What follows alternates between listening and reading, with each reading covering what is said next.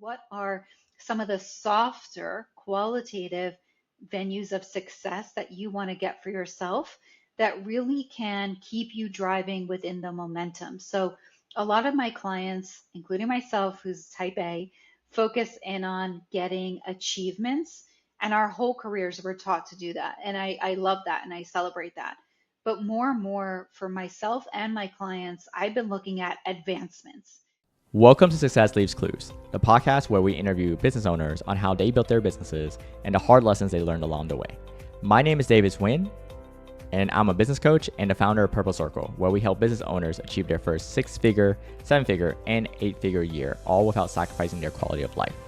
Before becoming a business coach and before founding Purple Circle, I started and scaled several 7- and 8-figure coaching businesses and have been a consultant at several businesses doing over $100 million each, including some that are publicly listed and doing over $1 billion each. In every episode of the podcast, you're going to learn lessons that took our guests years to learn, and you'll be able to learn that in minutes. No matter if you're a new business owner or an established business owner, every episode is going to give you the clues in order to elevate your business. Welcome to Success Leaves Clues podcast. I'm Pedro, and today I'm joined by Melissa Sierra, who's a certified executive and business coach based in Scarsdale, New York, who spent over 2 decades in marketing and media strategy before shifting to coaching. Her background includes serving as EVP and Group Strategy Director at USIM, time at NBC Universal, and founding Destination Interactive. Today, she runs Melissa Sierra Focal Point Coaching, working with high-achieving professionals, founders, and executives on executive coaching, fractional leadership, and mastermind programs. Hey, Melissa, welcome to the show. Hey, welcome to everybody who's listening to us today. And thank you so much for having me on the show. Well, great to have you. Okay, now, on a side note that I need to tell you something about me, which is the fact that I'm a comic book nerd myself. Okay, kind of, right? So Okay. I do love the origin stories, the first editions, so let's rewind a bit, because every coach has that moment where they look at their life and say, yeah, I guess this is what I'm doing now, right? So when was that Yeah. for you, Melissa? Yeah, I would have to say it was about a year ago, but I think I've been on that journey for a little bit. I had struggled my whole life to really get into the rooms that I thought that mattered, and that was in the C-suite. And I had been fortunate enough to find opportunities to champion myself, to get the promotions that weren't given to me, but invite myself into those rooms. And I made it all the way up to the C-suite as the only female, and specifically the only female Hispanic in the room. And when I got to these privileged rooms, I started looking around and saying, is this it? We were working on the 50th version of the cred deck. We were trying to chop through what specifically was going to stick with our audience. And I don't know, I thought that we would be having more specific strategic conversations and creativity and ideation. But I think sometimes corporate, because of the structure of this well-oiled machine, needs to paint within certain lines in order to respect the efficiency engine. And so the funny part to that is that sometimes within corporate, there's this rigidity that stagnates a little bit of that ingenuity and that spirit of competitiveness in a good way, for that next level of transcendence. And so for me, I just felt very detached from the outcomes and for the impact that I was making on a day to day. And Focal Point had reached out to me to see if I would be interested in owning a coaching franchise.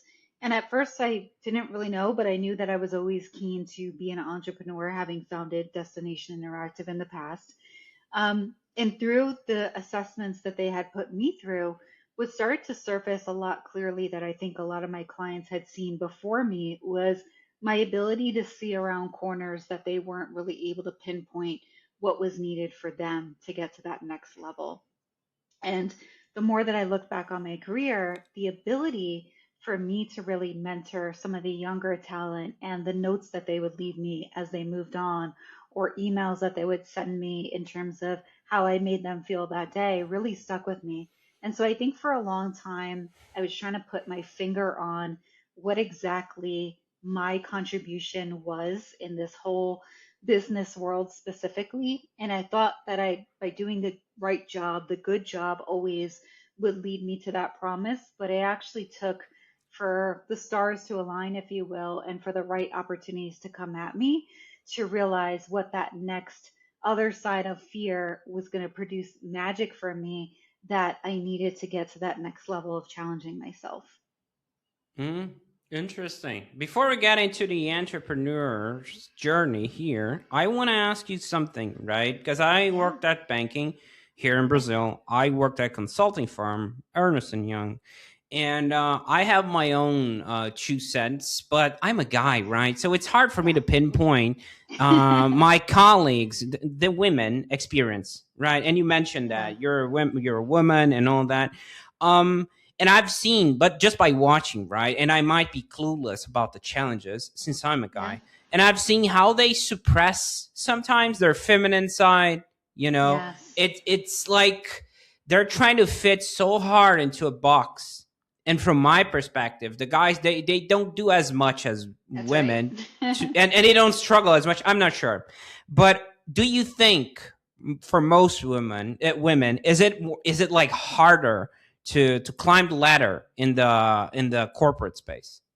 I think if you hold on as a woman to legacy mindsets, and that's somewhat wearing a mask, right? So for some women in the leadership networking groups that I'm in, they feel that you need to be humble, but also sticking with your conviction. You need to be empathetic, but need to be bullish on where you want to take the team and not accepting of lower standards. So there's always this push-pull dynamic at play, and I think it becomes mentally exhausting when you're constantly owning that mask and having to always change it up for the person that's on the other side of the table. I think two opposing things can be true. I think you can have your own personal values while still maintaining the professional values of the organization. Back in my earlier career, I was a victim of this. I thought I needed to sound and present myself like everybody else in the room. And each time I try to double down on that, it was challenging for me. It was clunky. I couldn't find the right words to articulate myself. And I felt even more like a shame in Mm. terms of how I was showing up and presenting myself. But that didn't work for me because I was never meant to be like everybody else. And I think the more time that you spend really developing your character, the better that you are in conveying your words to the people across the table, so that if there is any sort of feeling or potential blowback, if you will, on the words that you're putting forth, it is more about the situation and the occurrence and the event that you're speaking on of that problem or opportunity than it is about you as the female that's sitting on the other side of the table. And so I think if I was to say one thing bottled up around this is that women should spend more time on character development on their own subjective terms rather than trying to buck the system, if you will, and try to normalize what all women stand for in that sense. I think it's celebrating your individuality and really playing to the capabilities and the problems that you solve. Hmm. Love that. Interesting. Okay. Thank you for sharing that. Now, I'm curious about the other side of the journey, right? At the entrepreneur. I know you had another business, but I want to talk specifically more about the coaching side. Okay. Yeah, sure. And I understand you may have different opinions and from the first business. It's not a problem if you mention those. But what I'm really curious about is like you're 1 year into the game, right? And with the focal point guys, and can you walk me through like the identity shift from corporate like SKP, right? And then you mentioned we have that well-oiled machine running in the background Mhm. to moving to your own business, right? Like was it scary? Was it overwhelming? Because for me it was in a while, in a bit, and also it's almost like an identity shift, right? That you're in a birthday party. I always joke about this, and Becky caught you off guard because you're in between stuff, and you're like, "Hey, what do you do for a living?" You've been telling that everyone 20 years what you've been doing, That's right. right? Oh, I do X, Y, and Z, and then you're Hmm. into that moment that you're like in transition phase. So, can you walk us through how that felt for you? It felt the ick, like you're describing. The last 2 years, I've really been disciplined and putting myself out there in the corporate world, taking the stage on marketing conferences, media events, virtual streams of collaborating with some of our partners in this space, and putting myself out there around this thought leader of a marketer aligned with USIM. And I love the opportunity that that did for me in terms of creating the right networking circles. But I'd almost built myself up so much into that one singular identity that then being a new fish in a new pond where people don't know me or associate me just as much was shock and awe value. It started feeling like starting from scratch all over again. And I've come to now a year in love both sides of the equation. I love being a new beginner because you don't always get that sort of phasing, if you will, in your corporate career when you start to be 20 years into it. You know, when you're new and you're first starting out your career, everything is grass is always greener, everything is, eyes wide open. But as you start to ascend, there is a lot of structure and rigidity that you're working through. And those systems you're trying to optimize rather than build them net new all the time.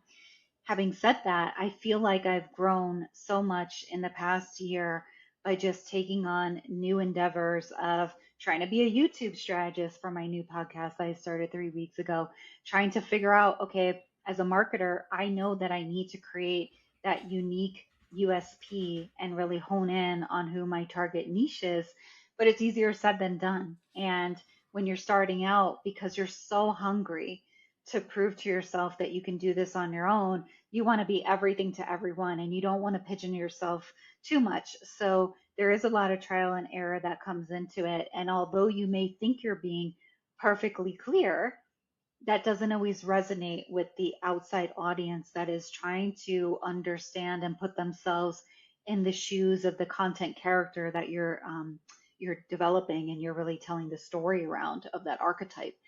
I think also for me, being in marketing for so long, I sit on specific KPIs that really help me understand quantitatively what we're doing.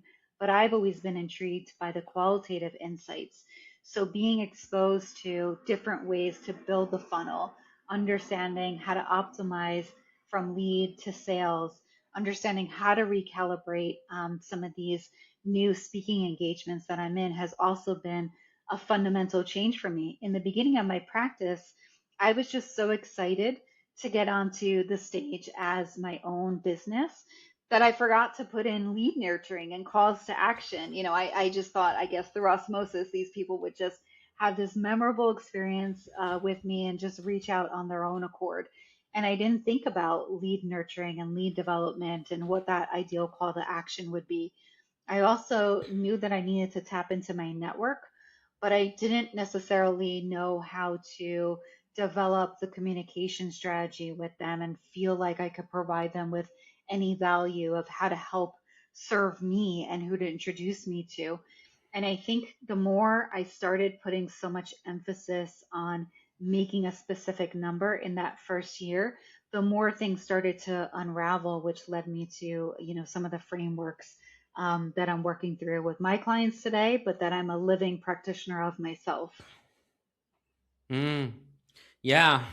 Well, it's a journey by Yeah. itself, right? A soul searching journey to be an entrepreneur. Like, for example, in my own coaching business, Wayfinder, I help Brazilians land jobs in the tech space in the US, right? Yeah. And like the funnel, you're mentioning the funnel. So I had to adapt, right? At the start, it was like, I Hmm. want to talk to everyone. But then I realized now 9 out of 10 people, if they were laid off, they wouldn't have the money. That's That's right. one. Second, if their English was not like at least good to, C1 or C2, that would be also a waste of time for a call. So That's right. how do you manage that?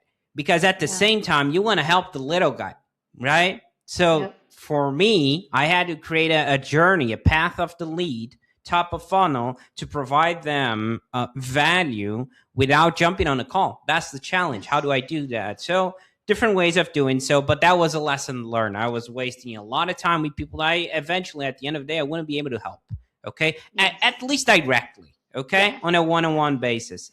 Okay. Interesting. Love that. Now I am curious about a couple things. And the first thing I'm curious is what I usually call it, like the journey, Hmm. the Hmm. evolution of who you serve. I mean, you've been a year in the game, and in the early days, you have, sometimes that a little bit of anxiety playing because you have bills to pay and That's there is right. a pricing and how, I want to close people. So, okay.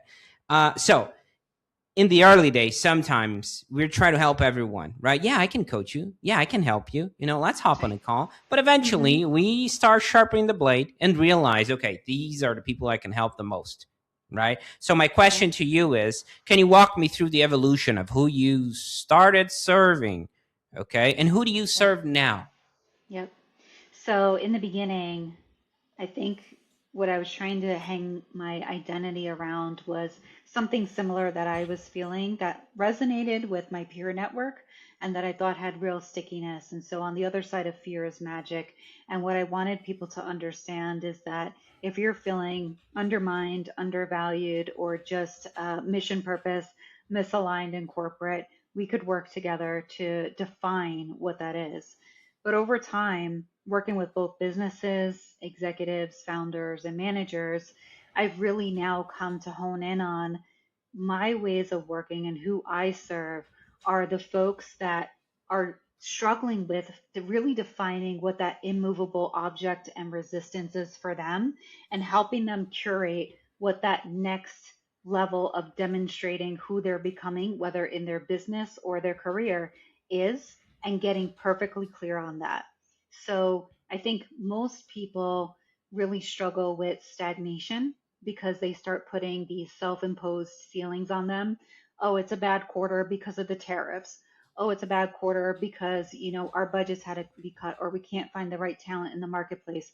It's a bad quarter because I'm not getting a promotion because I become so indispensable that I can't move up the ladder. But what they don't realize is that they get stuck because the behaviors that created their success quietly have become the behaviors that limit what comes next. And working through them through this self imposed glass ceiling is really about your next opportunity, usually requires you to stop proving who you've been and start demonstrating who you're becoming. And I think similar to what we just talked about on my journey, whether you're a founder or whether you're a manager at a corporation, we hang our hats on our skills around that title that corporate has given us our identity towards. But what we need to build around is around our capabilities and how we're driving solutions to the problems that stick out for our prospects the most. So one of the signature frameworks I work with people the most on is the opportunity flywheel, how everything compounds through it. So it's about positioning, really anchoring yourself in terms of who that target is, including myself. Then prioritizing who are the people that I want to speak to. I have now unlimited hours to work with the folks that I care about the most and that I think I can make the impact on. How do I prioritize those from short sprints to long term engagements? And then preparing.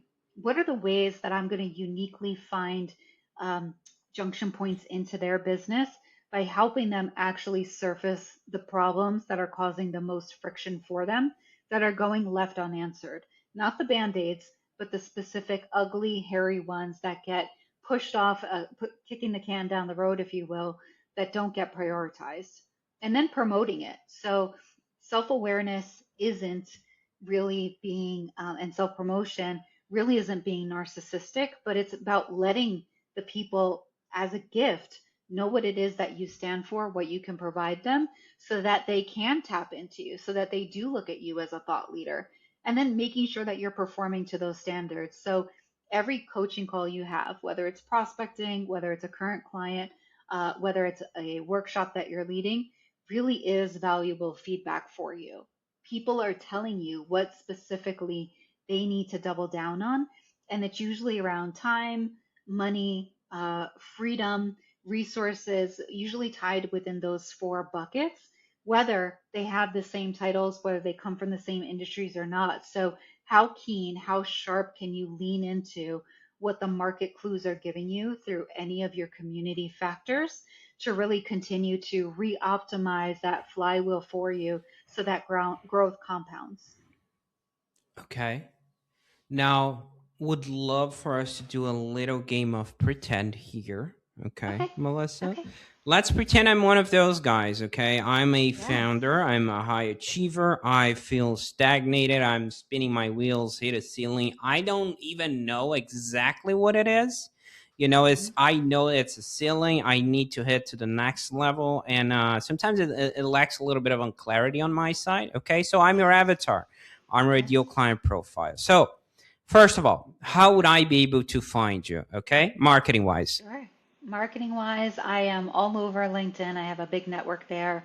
I also have my podcast, Holding the Room. I also have the Operators Intelligence Council, which is a private mastermind for a lot of the founders that really don't want to test out any theories that they have in the boardroom. They want a safe space where they can kind of figure these types of things out. And then I'm on Instagram, TikTok, and I have my website, melissasierra.focalpointcoaching.com. Okay. So, I listened to one of the episodes from, Holding the Room Mm-hmm. podcast. I Okay. looked at your LinkedIn, your Mm-hmm. Instagram, your TikTok, or even your website, right? And I'm like, okay, Melissa sounds cool. I reach out, okay, and I'm like, hey, Melissa, how does it look like to work with you, right? We Mm-hmm. go through the sales process. We can speed that up. Say where there's alignment, or you can add a note there if you want to add something. But the real question here is, could you please walk me through, like giving me an idea of how does it look like to work with your business, structure wise? Is it like one-on-one, group setting, a little peek behind the curtain for people that are listening, and the outcomes I can expect? Yeah, absolutely. So, the first thing that I really want to get clear on with you, even after all of our discovery and staging calls, and you decide to come on board, is taking you through the opportunity flywheel diagnostic. That's 6 stages of opportunity creation and really helps identify you where your biggest constraint is now. So, taking all that brain dump of institutional knowledge that you have, the ambition that you had when you first started, to the friction that you're having right now, and let's really dial into that, because self awareness is the greatest gift that you can give yourself, but you need the right resources and tools around you to dimensionalize and crystallize what that is specifically for you. From there, I want to get a peek inside your business. Who are the people that you interface with on a daily basis? Not just your employees, but your vendors and anyone else, your clients, to the degree that you'll let me get into that and become really intimate. For me, I'm a tinker. I want to understand what makes your whole ecosystem tick. And I really want to understand it from the vantage point of where you sit within. We will then develop your course curriculum, baked out within a 90-day to 6 month sprint, depending on how long you want to work at this engagement for, even a year in that sense, if we're so lucky to work together. And what I'm also going to give you is not just coaching curriculum to look at and specifically perform exercises on, but I'm going to develop custom curated tools and applications, which is different from most coaches, for you to use on the job, specific to your role, specific to the industry. Now, what does that look like?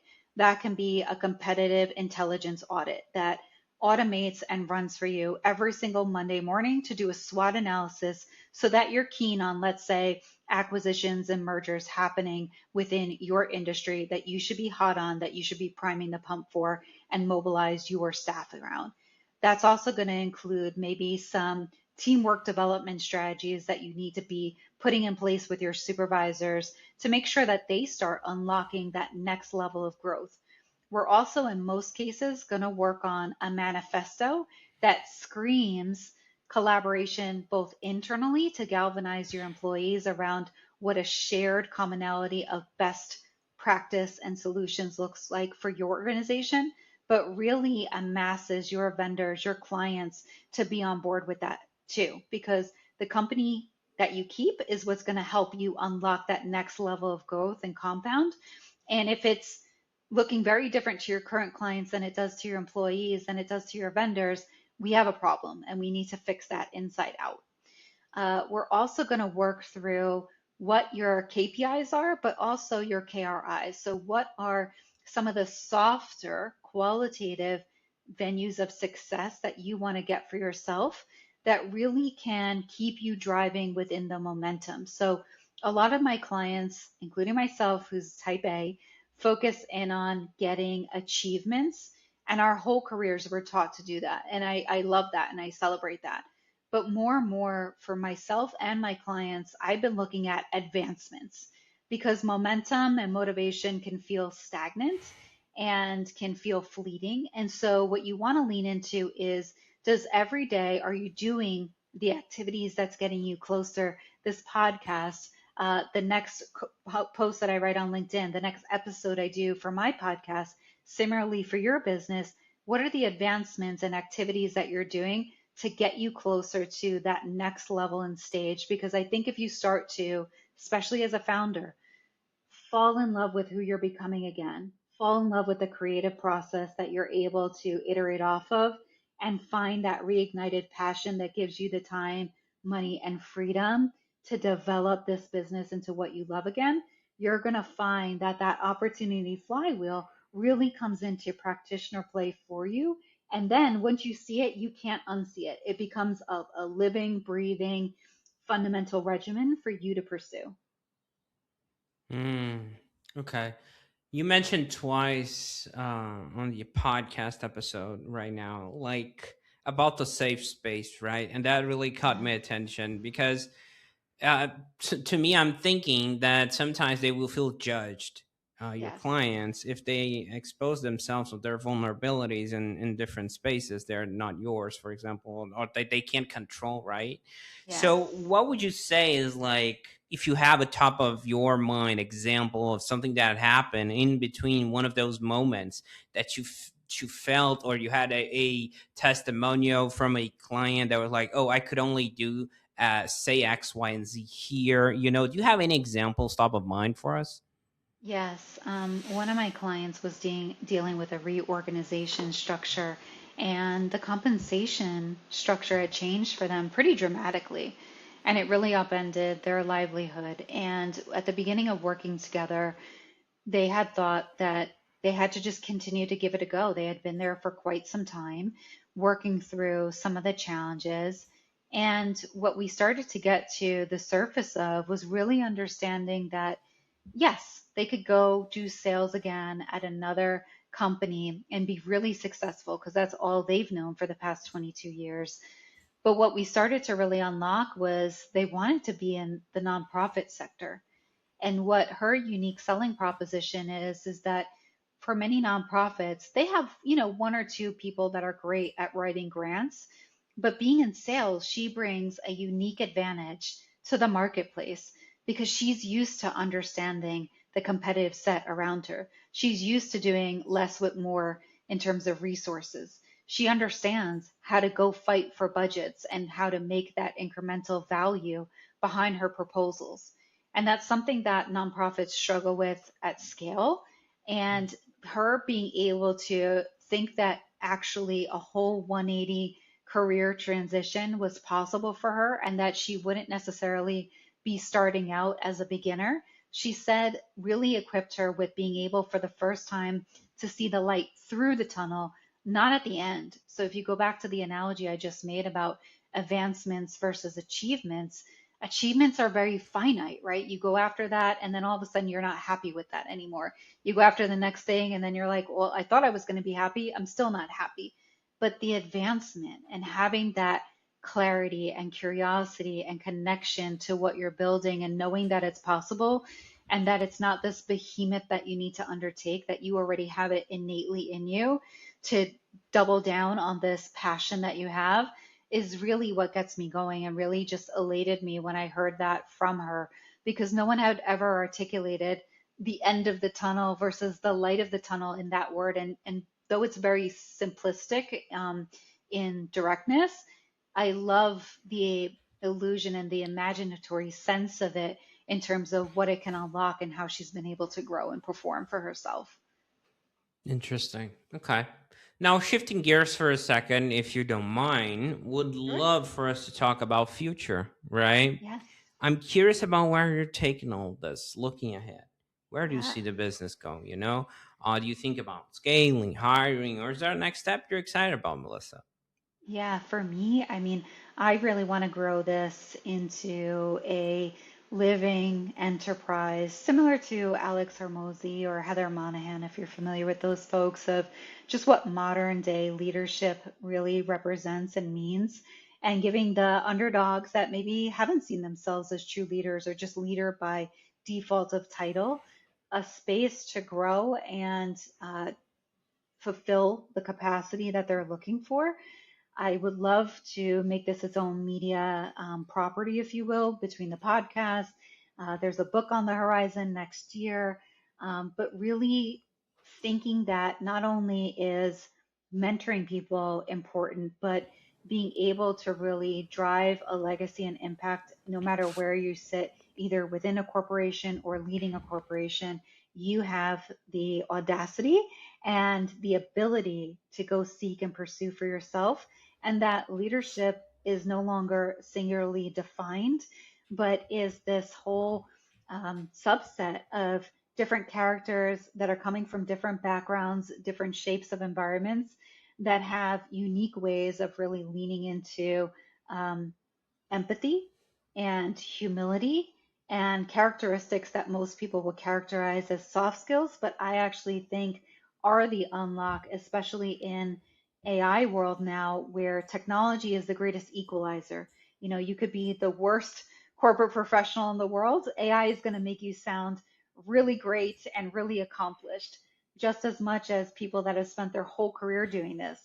But your advantage now comes from really having that ability to tell a story, to really lean into the points that make you feel different and the parts that make your team and your employees and your stakeholders around you feel valued, feel seen, and feel heard because you want that same value set for yourself. Awesome. Okay, book, Alex Hermosa inspiration, love that, all of that. Yeah. Now, whenever we're aiming towards something new, next chapter, always something we're refining in the present. So, what are you currently trying to improve or tighten up in your business right now? Yes. So I help a lot of my clients with paid marketing strategy, right? As the practitioner for doing it for so long.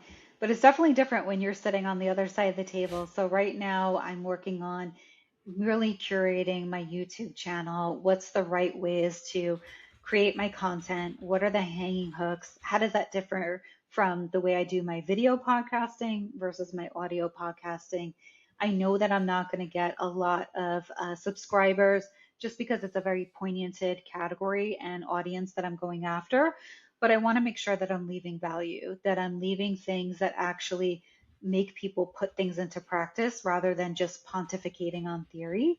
And so for me, you know, I've been obsessed with YouTube analytics, trying to be 1% better than I was yesterday, watching week over week how these changes that I'm implementing are recalibrating my stats for myself, and then making sure that when I think about transcending that content across my roundtables, LinkedIn, Instagram, TikTok, that I change the angles a little bit for really being obsessed with who are the people that are going to be viewing and listening to this content.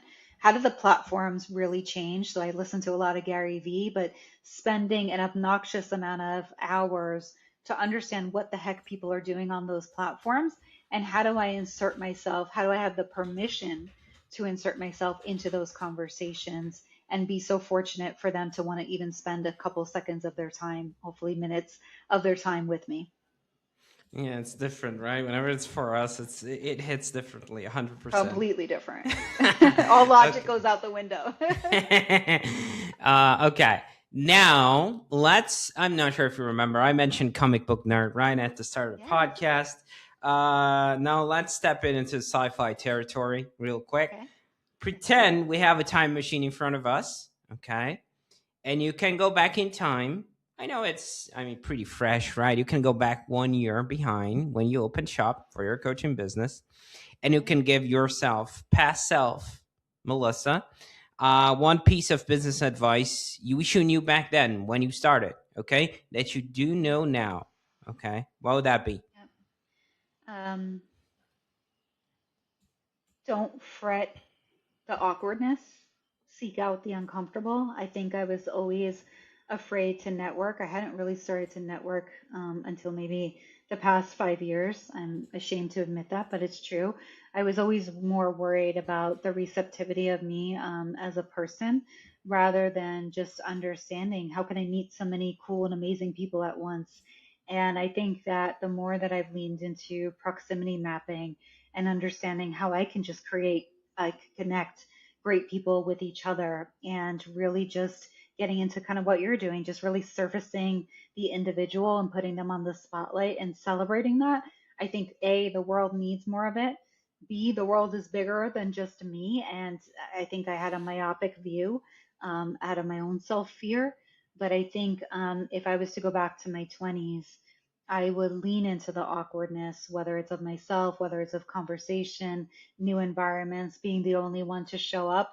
And I could only imagine who I would be or how far more ahead I would be at this stage if I had just taken the time to do that and put myself out there. So I encourage, especially in the times that we're in today, to really seek out that social connection and community. You mentioned Alex, right, Hermosi, and there's a quote, and I'm gonna butcher it because it Okay. reminded me of what you just said right now, which is something like, what you're seeking for is actually in the work you're avoiding, in the things Yes. you're avoiding, right? And that is so true. That really hits home for me because we procrastinate a lot Mm-hmm. at the end of the day, and especially if you're a business owner, you're like, it's so easy to Yes. look busy. Uh-huh. You're like, oh yeah, I gotta do X, Y, and Z, but should you? Right. Is that really making up the most of your time? Is that where real leverage is? Actually, tends to be in the opposite side. It's usually on the Absolutely. stuff we don't want to do. Mm-hmm. Well, Yep. it's called comfort zone for a reason, right? I'll put it simply like Exactly. that. Yes. Now, second stop, Melissa. You can go back in time in that 1 year, and you can select a moment in time that it was almost like an aha moment for you, like it felt so fulfilled.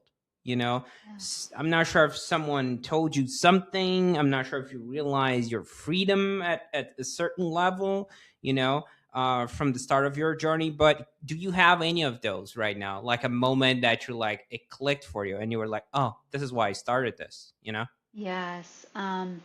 One of the females that have been working with me, she had made a pretty big mistake on a campaign, and I had made one, back in the day too. And I told her quite candidly that one of the biggest gifts somebody gave me was you can use this to define your career and do a complete 180 and rise like a phoenix and double down and really focus in and develop this, or you can use this as a signal where it's telling you to go pursue what actually is your passion. And I said that to her not as a judgment as a boss, but as a gift that someone had given me in the past. And, she took it in confidence and she took it actually better than I thought she was. She truly understood the intentionality behind what I was sharing with her. Fast forward to 5 months later, she went to go pursue something completely different than our business. And she said that it was our conversation that really allowed her to have the permission to just stop skating around but to look in the mirror and really go figure out what it is that was important to her.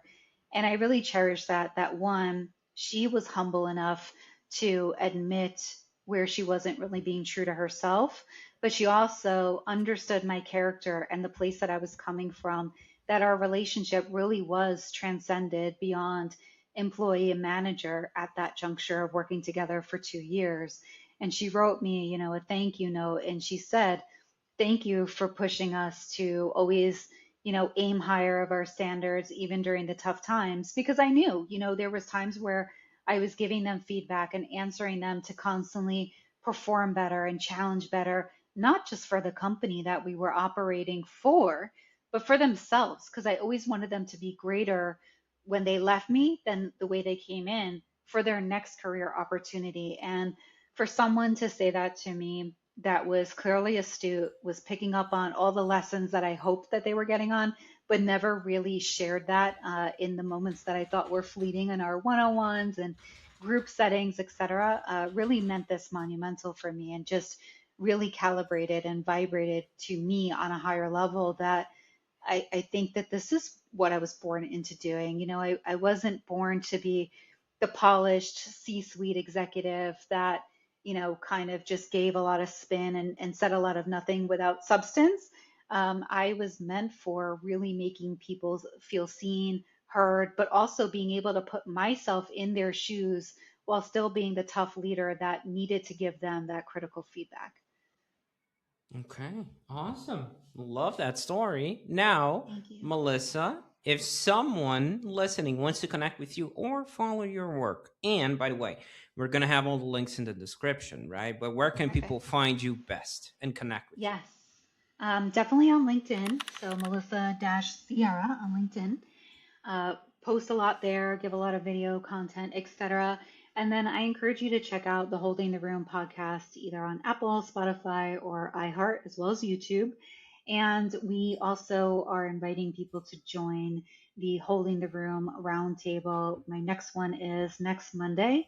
Every week, I share bulletin tips anonymously of what I'm learning from what I call my internal leadership laboratory of conversations, giving AI prompts. But the roundtable is where we're going to have that safe space to share things with my modern disruptive leaders that are coming from all different backgrounds. And I encourage everybody to be of service and really make those connections within the community themselves. So we don't promote selling, but we do promote being the unlock to that next advancement, and hopefully creating this ripple effect we call focal point coaching, being a pebble in the pond. And that's what I hope to curate with this Holding the Room Founding 100 group as well. So would love to have anybody listening on board.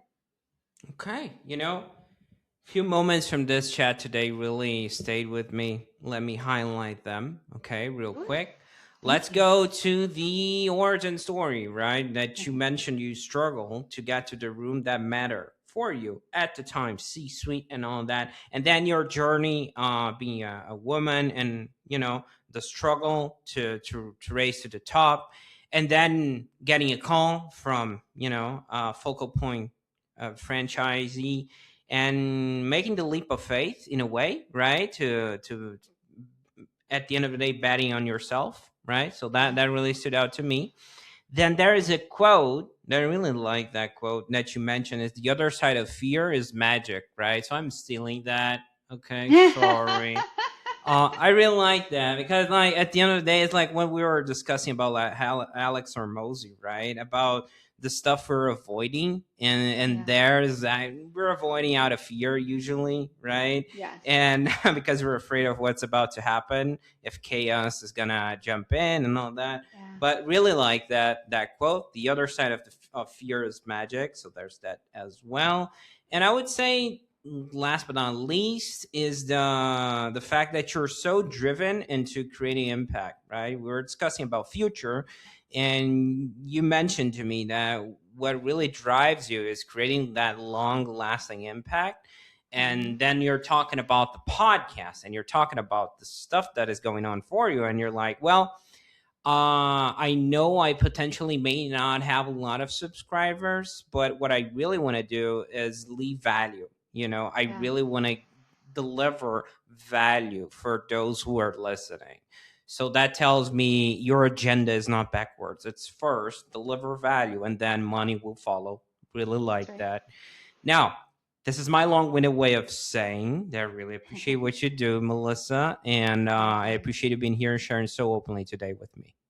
It was Thank great you. Thank having you you for on. getting me the platform to do this. And thanks for everybody who's chosen to listen today and, the show that you're developing and really allowing people to tell their story in the most authentic way, but really original way. Because I think, when people are saying lean into authenticity, that sort of implies that you were never authentic to begin with. So I love originality and really honing in on that and being really unapologetically yourself and being able to amass the right connections with people to do that. So thank you for providing this for folks like me. Awesome words. Appreciate those. Okay. That's it for this episode. This episode, as well as this podcast, was brought to you by Purple Circle, where we help business owners elevate their business to 6, 7, and 8-figure years, all without burning out. If you're looking to grow your business, as well as get the time freedom that you are looking for, visit us at joinpurplecircle.com and see what we can do to help you and your business.